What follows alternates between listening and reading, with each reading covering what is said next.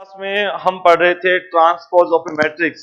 एक मैट्रिक्स का ट्रांसपोज कैसे ज्ञात करते हैं, तो हमने डिस्कस किया था कि एक मैट्रिक्स हमें गिवन है 2 3 5 -1 0 8।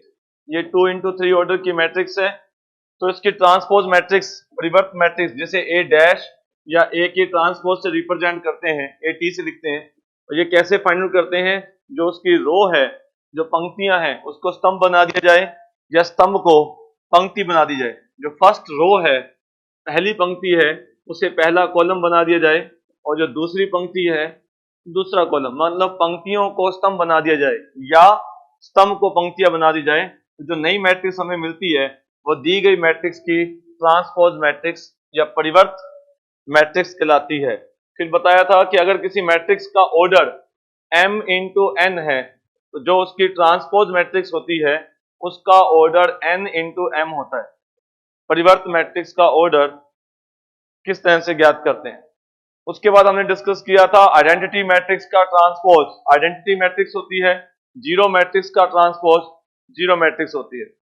ट्रांसपोज का ट्रांसपोज ए, ठीक है, ए टी का टी, ट्रांसपोज का ट्रांसपोज ए प्लस बी का ट्रांसपोज ए का टी प्लस में बी का टी, और ए का ए माइनस बी का ट्रांसपोज, तो ए का ट्रांसपोज माइनस बी का ट्रांसपोज। ए इंटू बी का ट्रांसपोज, तो ए इंटू बी का ट्रांसपोज इक्वल टू बी का ट्रांसपोज इंटू ए का ट्रांसपोज। इसको हम जनरलाइज भी कर सकते हैं। अगर आपके पास दो से ज्यादा मैट्रिसेस प्रोडक्ट में हो, तो ए इंटू बी इंटू सी का ट्रांसपोज, तो सबसे पहले लास्ट वाली जो मैट्रिक्स है सी, उसका ट्रांसपोज, फिर मल्टीप्लिकेशन में बी का ट्रांसपोज, फिर मल्टीप्लिकेशन में ए का ट्रांसपोज। अगर तीन से ज्यादा भी हो तो भी लिखा जा सकता है। ए की पावर एन का ट्रांसपोज, तो ए के ट्रांसपोज की पावर एन, ये भी कल हमने देखा था, ठीक है।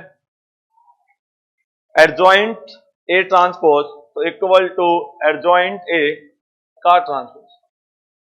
एडजॉइंट मैट्रिक्स क्या होती है वो हम नेक्स्ट डिस्कस करेंगे। ट्रांसपोज का inverse equal to A inverse matrix का ट्रांसपोज, ठीक है। ट्रेस ऑफ ए का टी, तो जब किसी स्क्वायर मैट्रिक्स का ट्रांसपोज किया जाता है तो उसके जो डायगोनल के एलिमेंट हैं वो अपनी पोजीशन चेंज नहीं करते। कल हमने डिस्कस किया था कि जो उसके विकर्ण के अवयव हैं वो अपना स्थान नहीं बदलते, तो इसलिए ट्रेस ऑफ ए का transpose equal to trace of A. Trace होता है उसके प्रिंसिपल डायगोनल के एलिमेंट का सम, उनका योग। तो क्योंकि वो अपना स्थान नहीं बदलते, वही रहते हैं, इसलिए ट्रेस भी सेम रहता है। डिटर्मिनेंट ऑफ ए का transpose equal to determinant A का equal determinant A, sorry, determinant A transpose equal to determinant A. Determinant हम आज डिस्कस करेंगे, तो इसको पढ़ेंगे।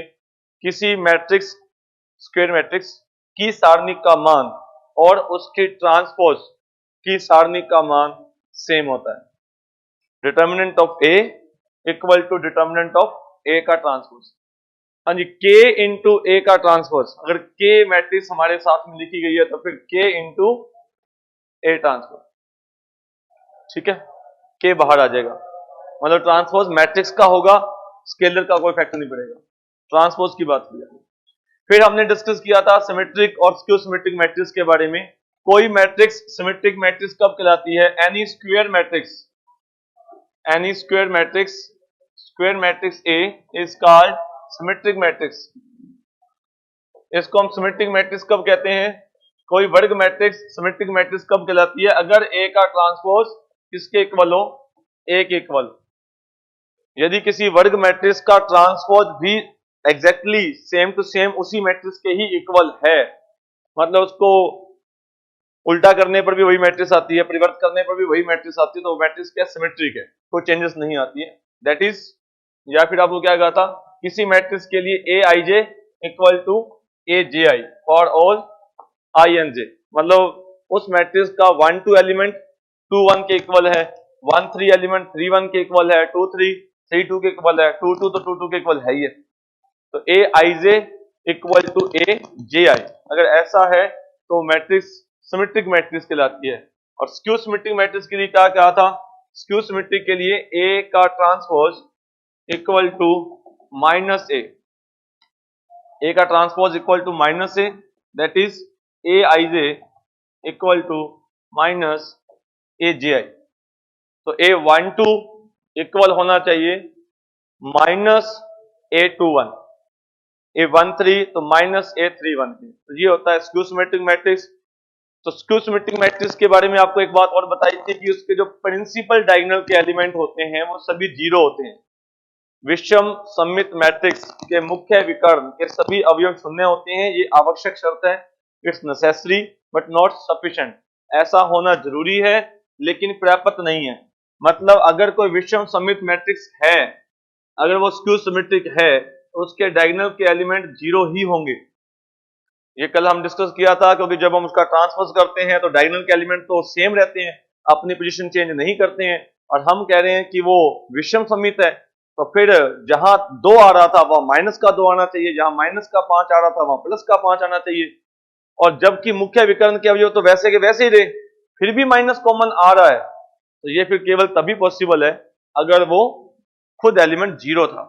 ठीक है, अदरवाइज तो क्या है, जहां पहले 2 था, यहां 2 था, तो यहां क्या होगा -2, ताकि 2 की जगह पर -2 आ जाएगा तो कोई प्रॉब्लम नहीं है। लेकिन ये वाला एलिमेंट है A11, A22, A33, ये तो वैसे ही रहते हैं ना, ये चेंज भी नहीं होता।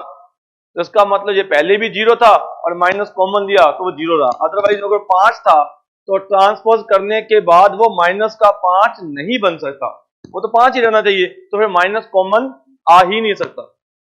तो अगर वहां पर कोई और है, जीरो के अलावा कोई और एलिमेंट है, 5 है, तो 5 का 5 ही रहेगा, फिर माइनस कतई कॉमन नहीं आ सकता। मतलब फिर वो स्क्यू सिमेट्रिक हो ही नहीं सकती।